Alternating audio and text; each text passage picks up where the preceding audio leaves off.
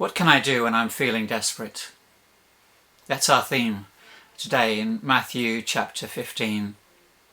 When you find yourself in deep trouble, when the rubber hits the fan, it really doesn't matter whose fault it was or what caused it. All you really want is someone to help, someone to understand, someone to get you out of trouble. You see, dying people, broken people, hurt people, used or abused people don't need theological explanations or self-help tutorials. They need practical help.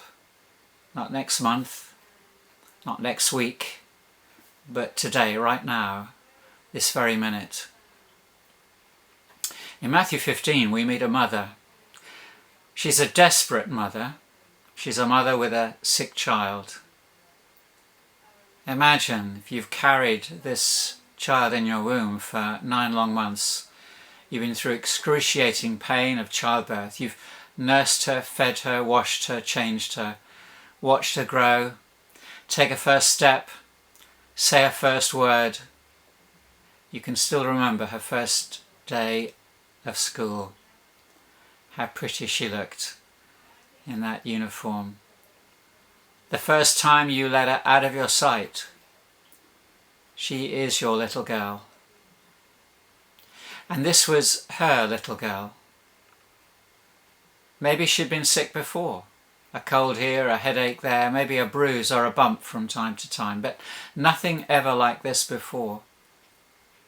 In the daytime she screams and shouts constantly. You can't put clothes on her because she'll tear them off. Her hair is no longer washed and tidy, sweet little pigtails. Her hair is all pulled out at the roots and the remaining ones are left sticking up. Strange voices come out of her mouth. She won't eat, she can't sleep, she doesn't want to play. But one thing is constant, those eyes. There's a strange look in her eyes that tell you this is no ordinary sickness, no ordinary problem, no ordinary trouble. She is, and you don't want to use the word, possessed.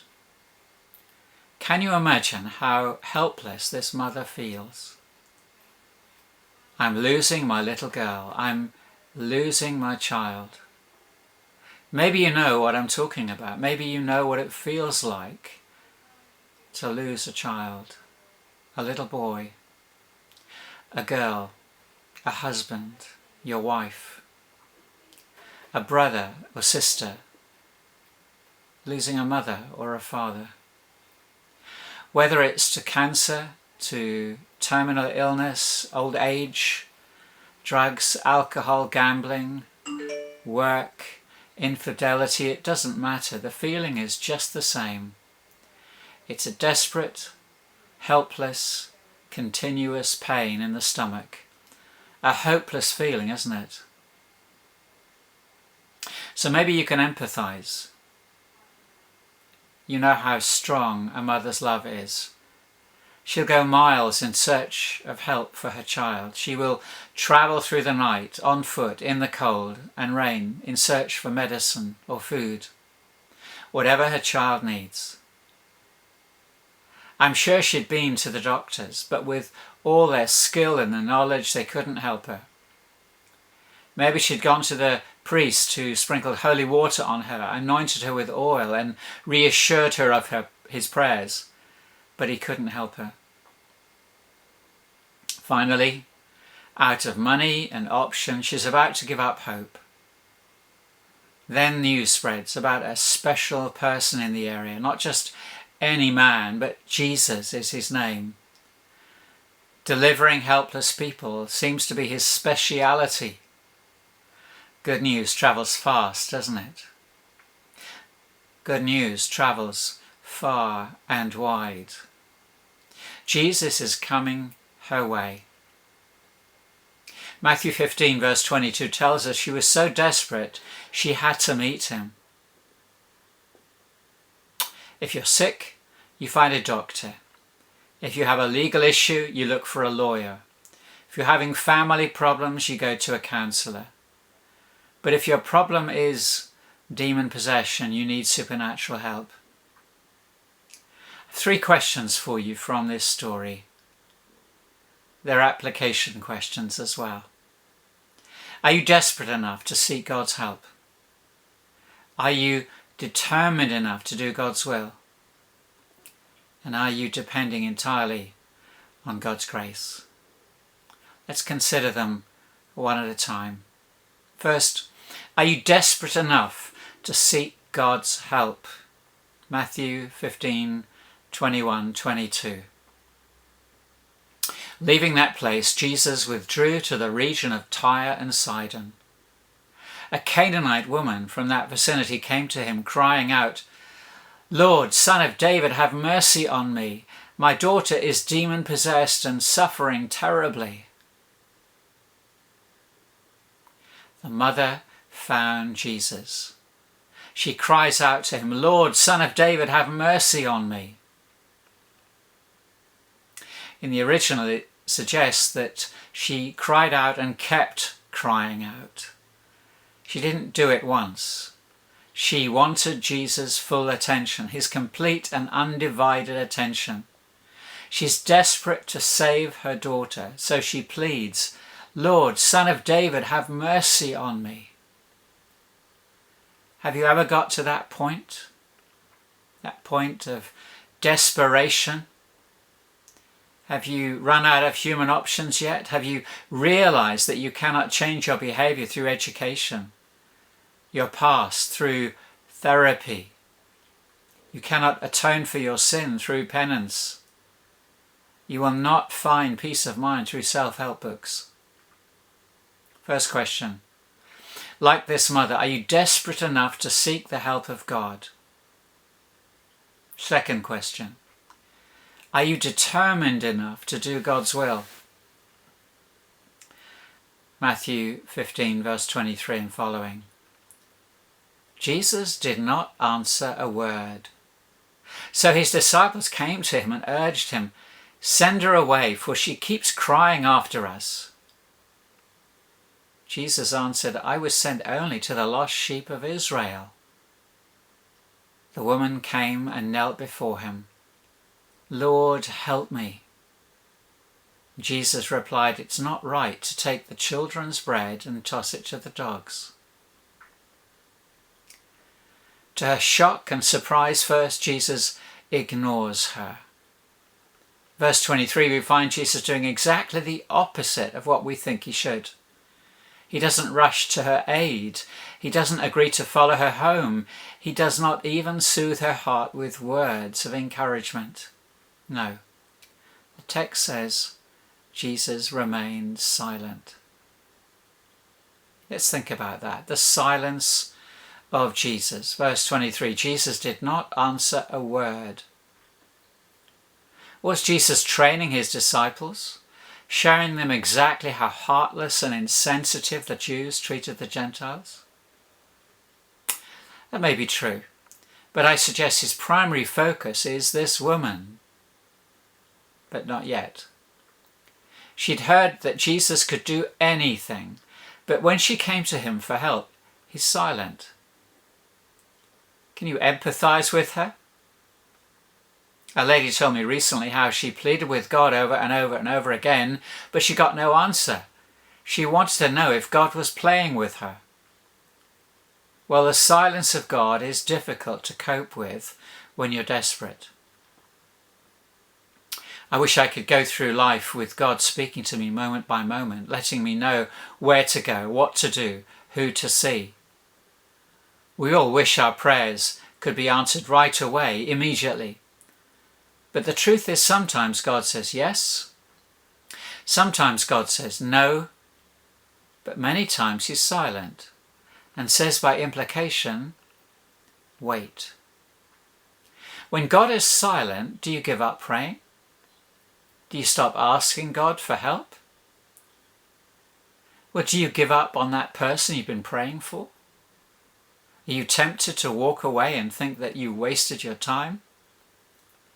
How do you feel with the silence of God? Have you been there yet?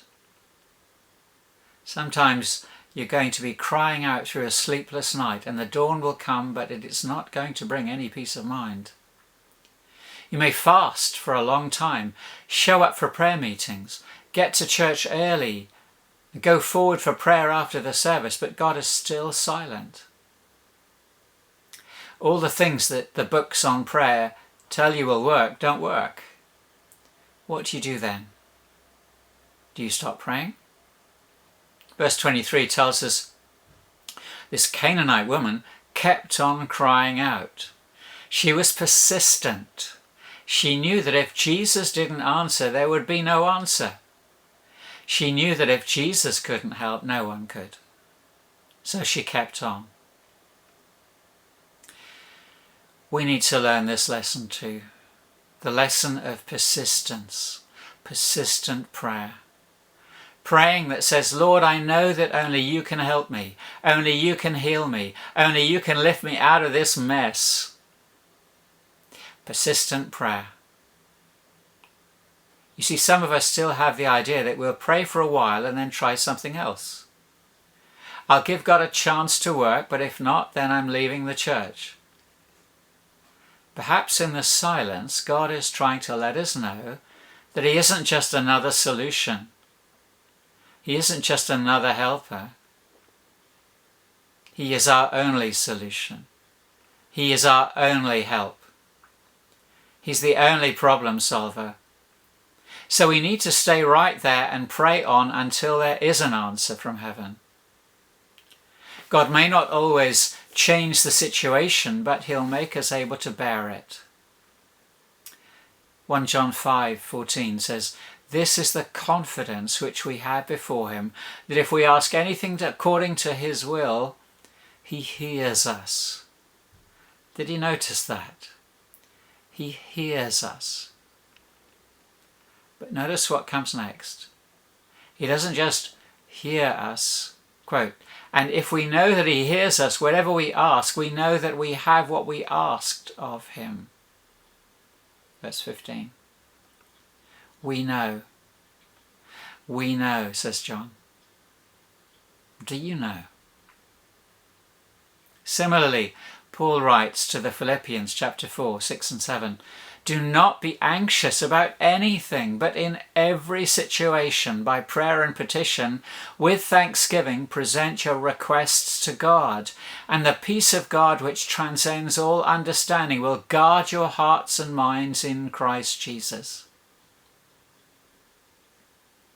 God is looking for people who will pray without ceasing. We need to close the blinds, shut the door, turn off the phone, stop trawling the internet or answering emails, and pray to the Lord. James says in James 5:16, "The prayer of a righteous person is powerful and effective." So this is how we cope with the silence of Jesus. Now verse 23 tells us that when the lady kept appealing to Jesus and He wouldn't say anything, she began to get on the disciples' nerves. So they give Jesus some advice. She not only had to cope with the silence of Jesus, secondly, she had to cope with the rebuke of the disciples. Verse 23, Jesus did not answer a word. So His disciples came to Him and urged Him, "Send her away, for she keeps crying after us." Do you see what's happening? If they're asking Jesus to send her away with such urgency, it seems they must have lost patience with her. They couldn't cope with her persistence, and they took it personally. She keeps crying after us. No, she didn't. But they felt as if she was. This was one persistent mother. Now the reality is, in your walk with God, there will be times when you'll not only have to cope with the silence of God, but the misguided advice from Christian friends. I've been there many times. Well-meaning, thoughtful, caring, sincere, but wrong. The fact is, even Christian friends may lose patience with you. They may blank you out on social media. They may suggest it must be your own fault that God won't answer your prayers. And through them, Satan will tell you to give up. You'll never be able to change. Give up. Look for another career. Give up asking the Lord for that baby.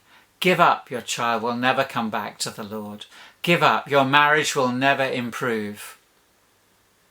What the disciples were really saying is, we can't cope with you. That's why we sometimes use the expression for some people, EGR. Are you familiar with that? It means extra grace required. Isn't that what we all need at some point in our lives? Extra grace required. This woman, like so many today, not only had to cope with the silence of Jesus, but also the rebuke of his disciples. And then thirdly, there is the testing of her faith. Jesus answered, verse 24, I was sent only to the lost sheep of Israel. The woman came and knelt before him. Lord, help me, she said. And Jesus replied, it's not right to take the children's bread and toss it to the dogs. First, Jesus ignores her. Then his disciples rebuke her. But then when Jesus finally speaks, he says, I haven't been sent to your kind. I've more important people to deal with. It is hard when you feel that God is not only silent, but has rejected you. You can't find a job. Your kids won't behave. Your home is a war zone. Your bills are unpaid. Your hair is falling out. Has God rejected you? Well, I have news for you today. Read my lips. No, he hasn't. It's a test. It's a test. Verse 25, the woman came and knelt before him. Lord, help me. She's not crying out from a distance now. She comes directly to Jesus. She's not crying. She has his attention even if she doesn't get the reply she's hoping for. She's still not giving up. Despite the apparent indifference, the appearance of rejection, she worships him. She threw herself down before him and she worshipped him. Can you do that? Can you worship when everything is falling apart? When everything's falling around you? Not only when there is silence from heaven, but when you do get the answer and it's not the one you want. Let's look at what Jesus said more closely. It's not good to take the children's bread and cast it to the dogs. Was Jesus really calling this woman a dog? Her daughter is demon-possessed, and he calls her a dog. Now today we say that a dog is a man's best friend, but in Jesus' day most dogs were not domesticated. They were scavengers. They were like rats. They were annoying, barking and howling late at night, hanging around the rubbish dumps in packs by day. Dogs were disgusting. They would eat almost anything. They would eat from rubbish dumps. They would eat the rotting carcasses of dead animals. They were scavengers. And sometimes they even went back to eat their own vomit.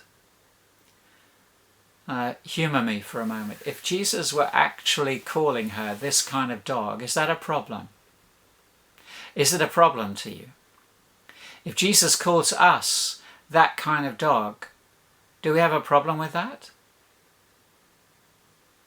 I want to suggest that if Jesus did, he'd have every right to do so.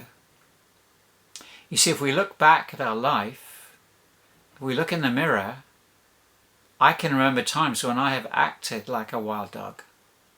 Sin will make us all act like dogs. We will feed our minds and sometimes our bodies with almost anything. We may look at all sorts of detestable things on TV and video.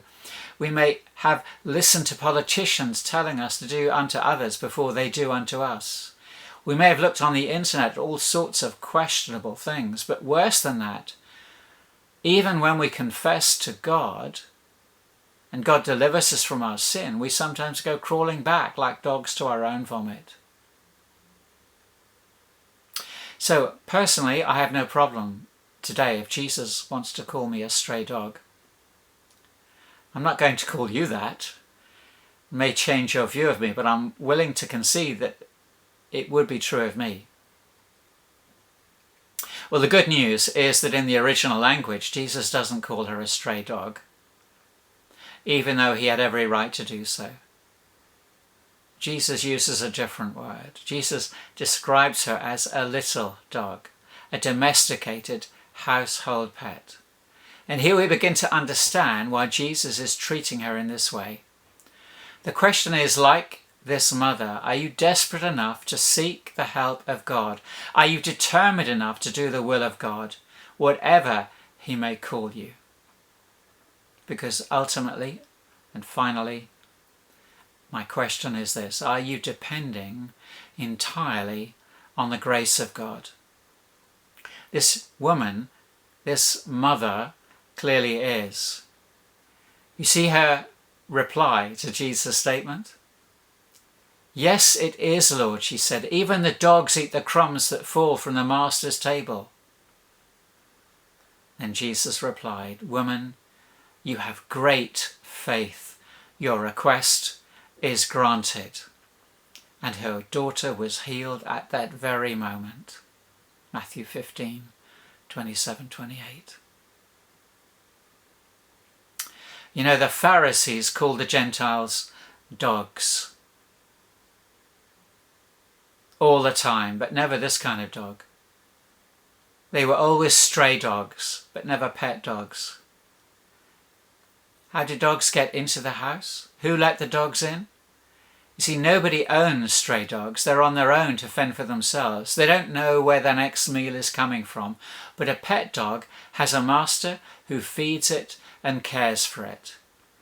That's why she challenges Jesus. Yes, it is, Lord, she said. Even the dogs eat the crumbs that fall from the master's table. The lady is saying, if you call me a pet dog, Jesus, I don't mind, because if I'm a pet dog, then I have a master, and you, Jesus, you are my master, and my daughter's master too, so please, please, help her. Crumbs are leftovers from a meal. Crumbs are what you wipe from the table or wash from the plate. That's all I need, Jesus, the crumbs, she's saying. You see, she's recognizing that this was no ordinary man, no ordinary prophet, no ordinary leader or healer. He could do whatever he wanted, wherever he wanted, whenever he wanted, and to whom he wanted. She's saying, so if I'm your pet dog, then please feed me and my little girl. Because she realized the crumbs of Jesus are better than the banquet from anyone else. Lord, just your crumbs alone will satisfy me. Just a little morsel from your hand will give me more than I ever needed. Oh Lord, just a little touch from you will make my daughter whole. Just a word from you will soothe my aching soul. Just your crumbs, Lord, will satisfy me. No wonder Jesus responds. Woman, you have great faith.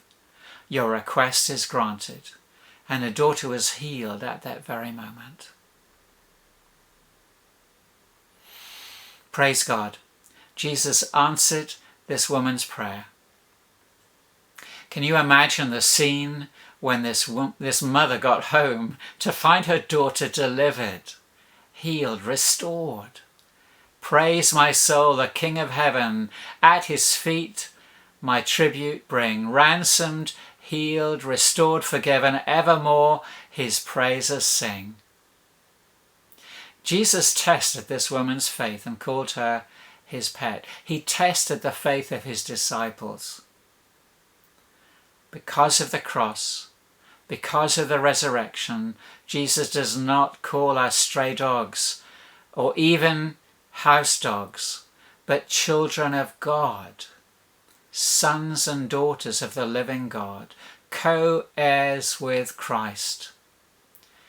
The only question, however, is, like this woman, are you desperate enough to seek the help of God? Are you determined enough to do the will of God?